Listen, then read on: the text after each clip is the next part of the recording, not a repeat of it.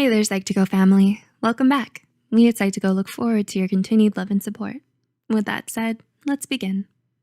A lot of us feel like we don't deserve to have our dreams come true or have good things happen to us. And sometimes no matter how far we've made it or how much we've already accomplished, we still don't feel content. Why is that? The answer isn't an easy one. Most likely, it's when we grapple with feelings of self-loathing. Self-loathing is defined as hatred for oneself that often manifests as anger, self-sabotage, a negative view of oneself, and low self-esteem. It's important for a person to be aware of their feelings and attitudes towards themselves so they can start to change for the better. Here are 7 signs you may be suffering from self-loathing and just don't know it. 1. You tear yourself down.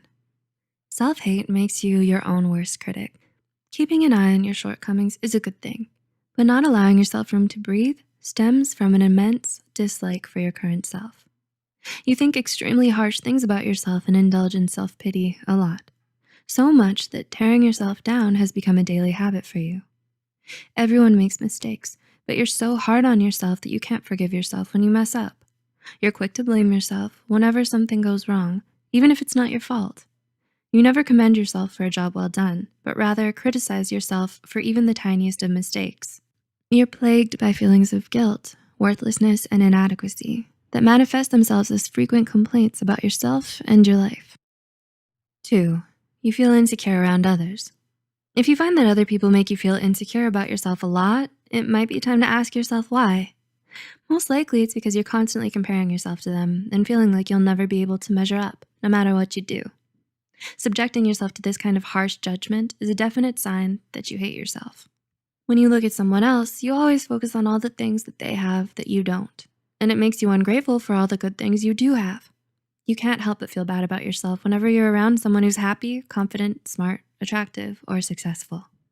3. You neglect your self-care. Do you want your loved ones to be happy and taken care of? Chances are you probably answered yes right away, because when you love someone, you want what's best for them. So if you really loved yourself, you'd want that for you too. This is why neglecting your self-care is a form of self-hatred. You don't sleep well, you're not eating right, you don't exercise, you don't try to look nice for yourself, and you don't do things that make you happy. It's not that you don't have the time or can't be bothered enough. It's more about refusing yourself the pampering because of a deep-seated grudge with yourself. Since your insides are at war with you, it only seems right to let yourself show it outwardly as well. So when you look in the mirror, all you see is a haggard reflection, unworthy of love, and that's how you like it. 4. You don't let yourself be happy. You're a pessimist who's quick at finding the negative aspect in every situation. You're wary of compliments or praise because it seems mocking. You don't see yourself in a positive light and refuse to believe what others say. However, you do take their criticism to heart because it reinforces your view of yourself. You're not comfortable letting other people help, as you believe your troubles are yours alone and you deserve them. You find it hard to feel good about yourself. And this is what sucks all the joy out of your life. You resent the way you are and deprive yourself from anything, even remotely akin to delight. These are just a few of the ways that you deny yourself happiness, perhaps even unknowingly, as you fester in your own self-hatred. 5. You isolate yourself from others. You struggle to maintain relationships with others because you feel like you don't deserve their love. Often you feel their attention and love is a burden for you. You don't consider yourself good enough to remain in the circle. Since you have a low concept of your own self, you feel like they're judging you as well. It may look like they're doing you a favor by including you, so you stay back because you think they're better off without you. You feel guilty for hanging out with them because you believe your presence is an intrusion upon them and you're holding them back. Your inability to love yourself makes you unwilling to accept love from others as well. As a result, you isolate yourself to refrain from inconveniencing others with your presence. 6. You put on a facade for others. You're one way when you're by yourself, and then another when you're around other people. You wear a mask and don't let other people see the real you because you hate who you are. You try so hard to fit in and be liked by everyone, and you constantly wish that you were someone else. You feel ashamed of your true self, and you think that no one will ever be able to accept you, so you'd rather pretend to be someone you're not. And 7, you're afraid to dream big. Having ambition and dreaming something big for yourself scares you. You smother your own hopes and aspirations because you think you'll never be able to achieve them, so what's the point?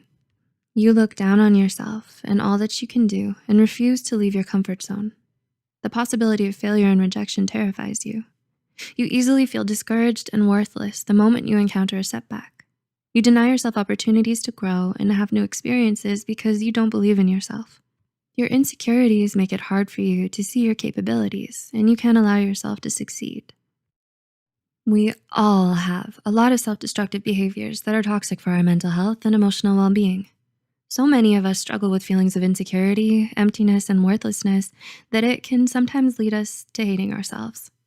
Becoming more aware of your self-hatred makes it easier for you to overcome it. And with time, patience, support, and dedication, you can learn to love yourself and live a happier, healthier life. Did these points remind you of someone, maybe yourself? Can you now see where such behavior stems from and why? Do these points make it easier for you to name your emotions and behaviors?